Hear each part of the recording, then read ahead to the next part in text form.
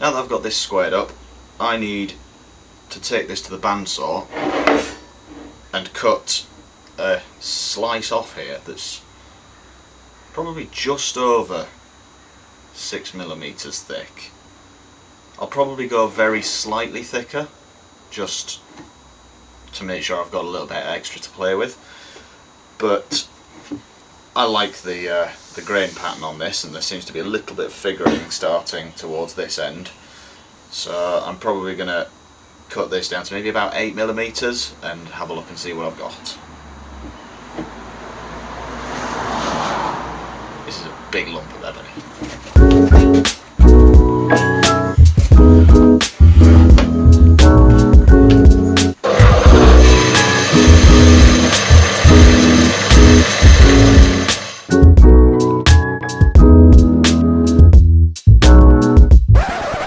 Well, I did want to use the bandsaw, but ideally I'd need a deeper blade with less teeth to stop it from wandering and giving me a really wonky cut. The main reason I wanted to use the bandsaw is the kerf of the blade is thinner than the table saw, and so I waste less material and can in theory get more fretboards out of this blank. However, if the blade wanders and doesn't cut in a straight line, it's not going to save me any material. So what I'm going to do is use the table saw. I'm going to make sure that my blade is perfectly square, and it's probably going to be a blind cut, as with the blade not quite reaching the top. Although we'll see, it might just clear the depth of this, and we will lose more to the kerf of the blade, but we'll actually get a good clean cut that will be in a straight line. So let's go to plan B.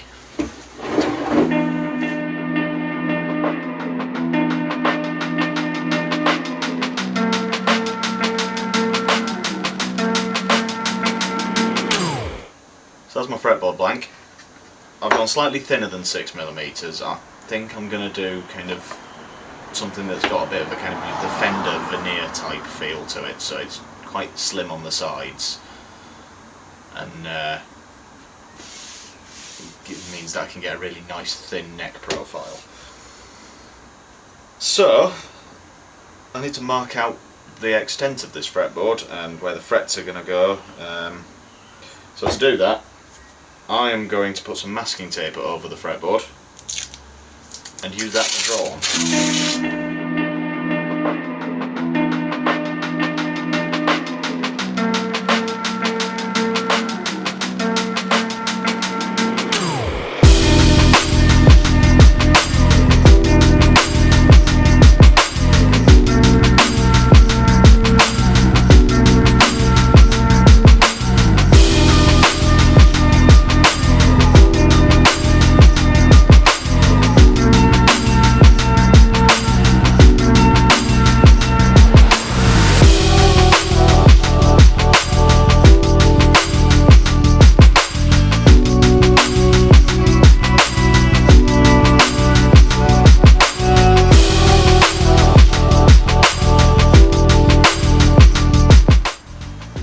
So what I need to do now is figure out on here where the string's going to sit, which is usually about 1/8 of an inch, or is it 1/16 of an inch? It's about 3mm-ish in from the edge of the fretboard, and then I need to measure at that point the scale length all the way along. The 7th fret is going to be my parallel, so from there I can work out where everything else is going to be. Once I've marked those on, then I can score them in with a scalpel, and after that I can start cutting them. My first multi-scale.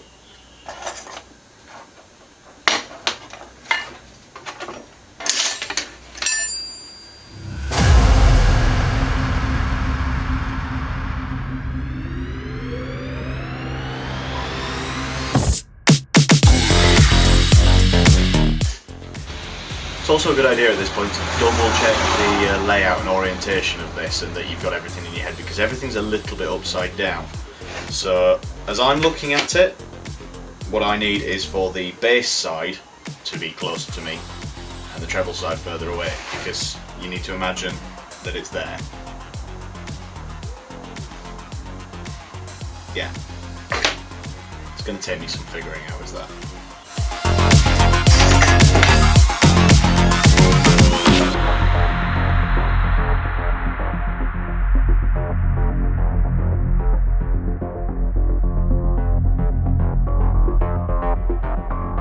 So I've marked the bass side, the 25.5 inch scale, and I've also made a little mark on the centre line that I drew so I know which is my 7th fret. So I'm going to do a line straight across, and then I've got the reference for the other side.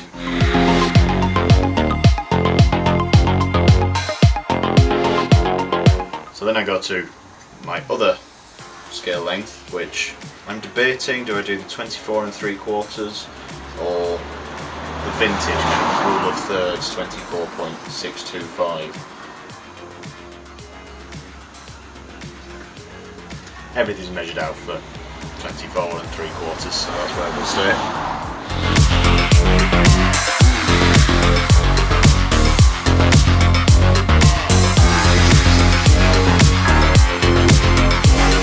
And now to join the dots.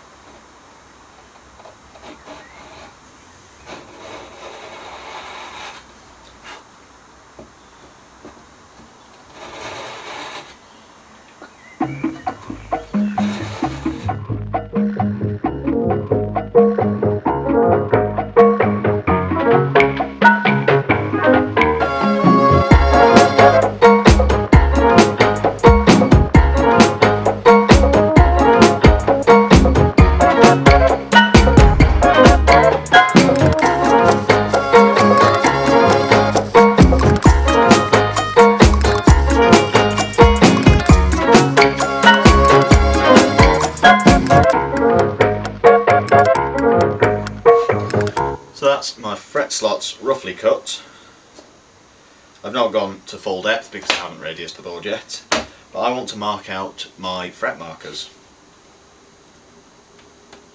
I think I'm going to stick with something relatively simple on this. I quite like, for the Phoenix model that this is, I quite like doing the dots along the top to the 12th fret and then along the bottom from the 12th.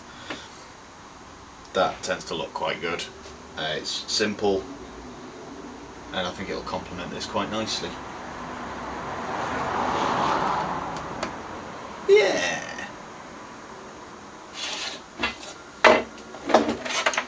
So I just need to figure out where they're going to go.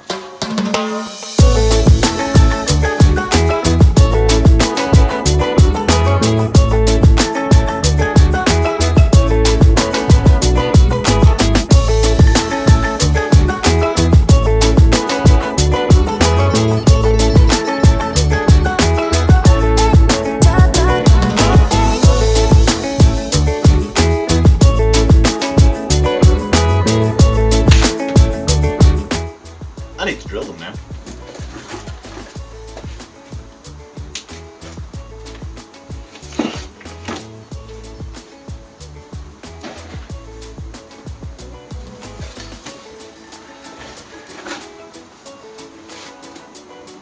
Yep. So I'm going to be putting 6mm aluminium tube in.